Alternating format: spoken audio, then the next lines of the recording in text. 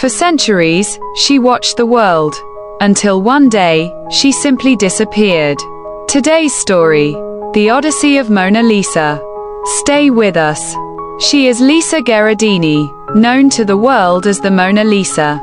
This is not just a painting. This is the story of the greatest art theft in history. For over 5 centuries, a woman has sat behind a thin layer of poplar wood. She has watched the world change, empires fall, and civilizations rise. She is Lisa Gherardini, known to the world as the Mona Lisa. But she is more than just a portrait.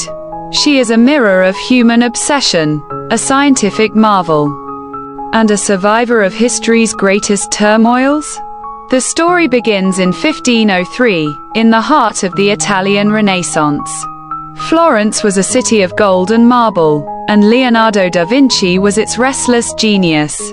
A silk merchant named Francesco del Giocondo approached Leonardo with a commission.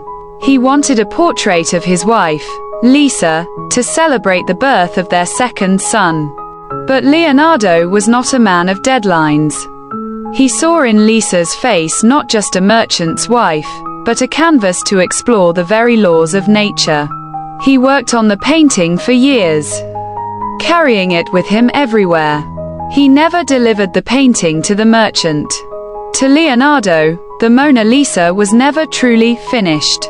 It was a living experiment of light, shadow, and soul.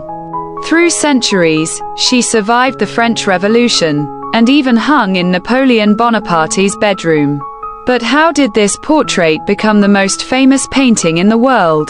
The real story of her fame begins not with her beauty, but with her theft.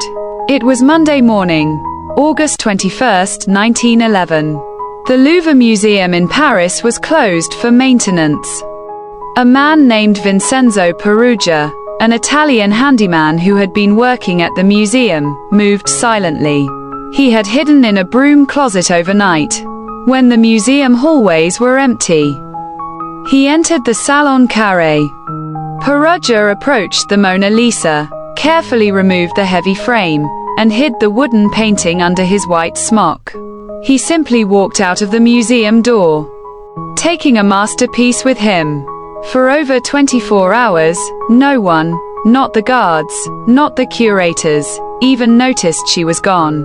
When the crime was discovered, the world went into a collective panic. The French border police were scrambled. Passengers on trains were searched. The spot on the wall where she once hung became more popular than the painting itself. Crowds visited the Louvre just to see the empty space. It was a sensation.